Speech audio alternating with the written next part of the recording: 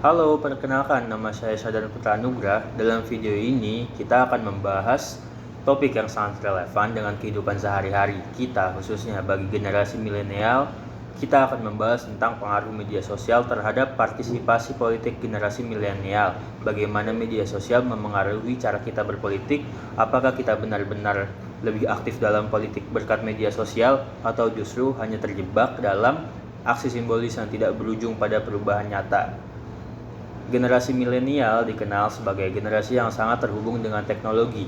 Hampir setiap aspek kehidupan mereka melibatkan perangkat digital, dan tentunya media sosial memainkan peran yang sangat besar dalam kehidupan sehari-hari. Namun, bagaimana pengaruhnya dalam konteks politisi? Apakah media sosial benar-benar mampu meningkatkan partisipasi politik mereka, atau hanya memberikan kesan bahwa mereka peduli tanpa bertindak lebih jauh? Menurut laporan We Are Social 2023, lebih dari 68% penduduk Indonesia aktif menggunakan media sosial. Sebagian besar adalah generasi milenial. Media sosial seperti Instagram, Twitter, dan Facebook menjadi tempat utama bagi banyak orang untuk berdiskusi tentang politik. Para politisi, aktivis, dan bahkan individu biasa kini lebih mudah berkomunikasi dan membagikan pandangan politik dan menggalang dukungan. Namun, meskipun terlihat bahwa media sosial telah memberikan platform yang lebih besar untuk berpolitik, kita harus mempertanyakan apakah benar-benar meningkatkan partisipasi politik secara nyata atau hanya menciptakan fenomena selektivisme. Apa itu selektivisme? Istilah ini merujuk pada aktivisme yang dilakukan melalui media sosial tanpa benar-benar berpartisipasi dalam aksi nyata. Misalnya, hanya dengan memberi konten politik tanpa melibatkan diri dalam tindakan nyata, seperti datang ke tempat pemungutan suara saat pemilu atau ikut serta dalam demonstrasi. Penelitian yang dilakukan oleh Bennett Segerberg 2012 dalam jurnal mereka menyatakan bahwa meskipun media sosial memberi kemudahan untuk menyuarakan pendapat, hal ini belum tentu berlanjut pada perubahan sosial yang substansial. Begitu banyak orang merasa sudah berkontribusi cukup dengan memberikan komentar di media sosial. Tentu saja, tidak semua partisipasi politik di media sosial bersifat pasif. Beberapa kampanye politik telah berhasil menggunakan media sosial untuk menjangkau pemilih muda dan mendorong mereka untuk terlibat lebih jauh dalam politik. Sebagai contoh, pada pemilu 2019 di Indonesia, banyak tokoh politik yang memanfaatkan platform seperti Instagram dan Twitter untuk menjangkau generasi milenial. Pengguna video, meme, dan cerita visual membantu mereka menjelaskan visi dan misi mereka dengan cara yang lebih menarik bagi pemilih muda. Kampanye ini berhasil menarik perhatian banyak orang yang sebelumnya tidak terlalu peduli dengan politik. Namun, meskipun kesadaran politik meningkat, ada tantangan besar yang masih harus dihadapi. Data dari Bolien pada tahun 2015 menunjukkan bahwa meskipun pengguna media sosial aktif terlibat dalam diskusi politik, tingkat partisipasi mereka dalam pemilu atau aksi sosial masih rendah. Namun, ada juga sisi lain dari partisipasi politik digital.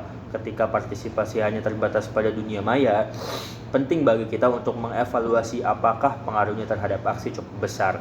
Penelitian oleh Valenzuela pada tahun 2013 dalam jurnal American Behavioral Sciences menunjukkan bahwa meskipun media sosial dapat meningkatkan kesadaran politik, pengaruhnya terhadap aksi politik nyata tergantung pada interaksi yang terjadi di dunia nyata, seperti menghadiri demonstrasi atau berpartisipasi dalam pemilu. Jadi, meskipun media sosial dapat membantu meningkatkan keterlibatan politik, peranannya dalam mendorong perubahan sosial atau politik yang nyata masih bergantung pada bagaimana keterlibatan ini dipadukan dengan aksi-aksi nyata.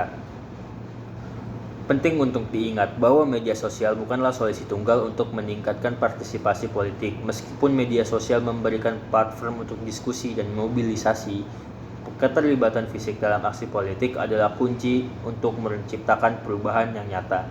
Sebagai contoh, pada pemilu 2019 di Indonesia, meskipun banyak orang aktif di media sosial, tingkat partisipasi pemilih muda masih kurang optimal. Banyak yang terjebak dalam apa yang disebut dengan selektivisme.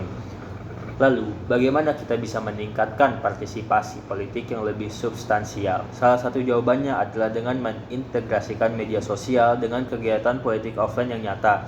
Kampanye politik yang efektif tidak hanya mengandalkan penyebaran konten di media sosial, tetapi juga harus mendorong orang untuk bertindak baik dengan hadir di pemilu maupun dengan berpartisipasi dalam demonstrasi atau gerakan sosial lainnya.